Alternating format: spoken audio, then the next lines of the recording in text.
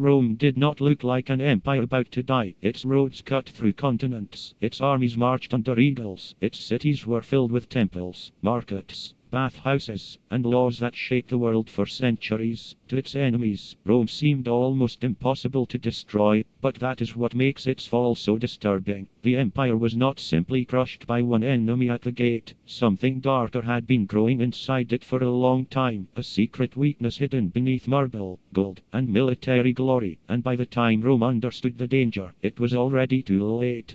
For centuries, Rome built more than an empire, it built an image. The Roman legion was discipline made visible, shields locked, spears ready, commanders trained to think in roads, forts, and supply lines. When Rome conquered, it did not only defeat armies, it reorganized the world around Roman rules. From Britain to North Africa, from Spain to the Middle East, Roman power seemed permanent. People paid Roman taxes, walked Roman roads, traded in Roman markets, and obeyed Roman law. To the ordinary person living under the empire, Rome was not a country, Rome was the system itself.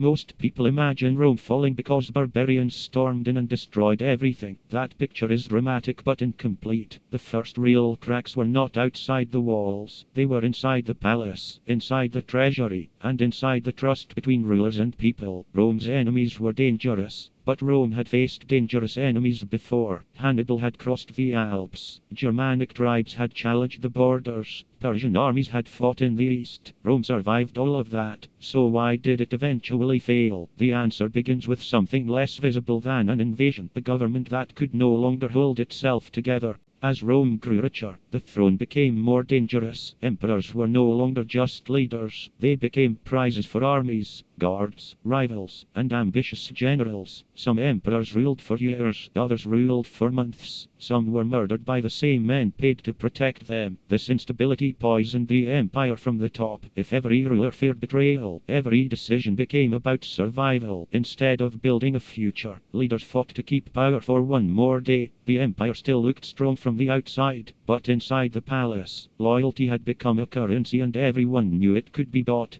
Rome's army was its greatest weapon, but over time, that weapon began to point inward. Generals commanded loyal soldiers far from the capital, and those soldiers often trusted their commander more than the emperor. If a general had enough troops, he could become a political force. This created a terrifying pattern. Armies did not only defend the empire, they could decide who ruled it. Civil wars drained money, killed experienced soldiers, and weakened the borders. Every time Romans fought Romans, outside enemies watched and waited. Rome's shield was cracking because the hand holding it was fighting itself.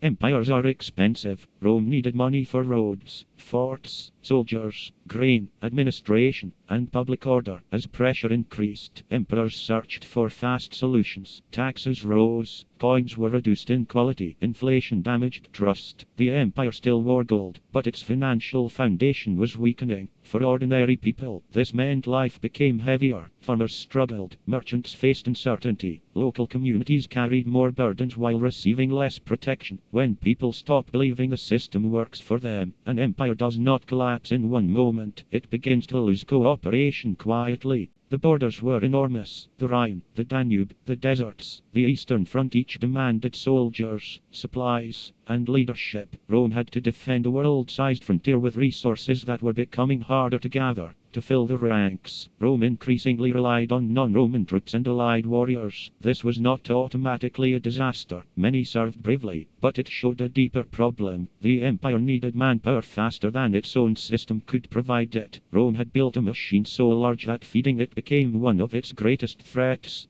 At its strongest, Rome gave people reasons to belong. Protection, trade, citizenship, law, and identity. But as taxes increased and safety decreased, loyalty weakened. In some places, Rome began to feel less like a protector and more like a burden. This is one of the hidden dangers in history. An empire does not only need armies, it needs belief. People must believe the empire is worth obeying, funding, and defending. When that belief fades, walls and weapons are not enough. Rome's greatest enemy was not only beyond the frontier, it was the slow disappearance of faith inside the empire itself. When Germanic groups entered Roman territory, they were not simply monsters from outside civilization. Many had traded with Rome, fought for Rome, or lived near Roman borders for generations. Some were refugees, some were warriors, some wanted land, safety, and recognition. Rome's failure was not that enemies existed. Every empire has enemies. Rome's failure was that it could no longer manage pressure the way it once had. A strong Rome could absorb, negotiate, punish, or integrate threats. A weakened Rome turned every crisis into a chain reaction. In 410, Rome was sacked by the Visigoths. For the ancient world, it was a psychological earthquake. The city that had once ruled nations was entered by foreign warriors. People asked how the impossible had happened, but the truth is more frightening. Rome had been weakening long before the sack. The event shocked the world because it made the invisible visible. The secret was no longer hidden. The empire's body had been standing, but its internal strength had been bleeding away for generations. So what was Rome's dark secret? It was not one battle, not one barbarian army, not one bad emperor. The secret was that Rome's greatest strength had become impossible to maintain. Its size demanded endless money, its army demanded endless loyalty, its politics demanded stability, its people demanded protection, and eventually, the system could not provide all of them at once. Rome did not fall only because enemies attacked it. Rome fell because the empire became too divided, too expensive, and too exhausted to respond as one body. The danger was inside the machine.